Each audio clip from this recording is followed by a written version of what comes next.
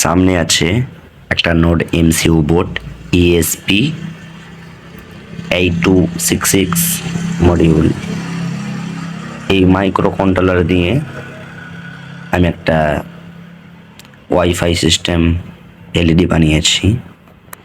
পৃথিবীর যে কোনো প্রান্ত থেকে মোবাইলের মাধ্যমে এই ছোট্ট এলইডিটি কন্ট্রোল করা হবে। এই প্রজেক্টের জন্য আপনারা ESP32 ইউজ করতে পারেন, ওটাও ভালো পারফর্ম করবে। ডেসক্রিপশন চেক করলে পেয়ে যাবেন কোড, ওখানে আমি লিখে দেবো আপনাদেরকে কোডটি, আপনারা কপি করে পেস্ট করে দেবেন আরডুইনো ড্রয়েড অ্যাপের মাধ্যমে।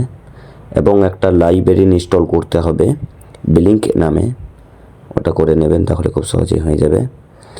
এবং একটা প্লে স্টোর থেকে ব্লিঙ্ক অ্যাপ আছে, ওটা ইনস্টল করতে হবে। টিভির যে কোনো প্রান্ত থেকে এলইডি লাইট কন্ট্রোল করা হবে, কোনো সমস্যা নেই। নেট কানেকশন চাই, যে কোনো মোবাইল কিংবা রাউটার থেকে দেওয়া যাবে। D1 যেখানে লেখা আছে সেখানে এলইডি লাইটের গ্রাউন্ড কানেক্ট করবেন এবং 3.3 ভোল্ট যেখানে লেখা আছে পিনটিতে ওখানে এলইডির পজিটিভ কানেক্ট করবেন।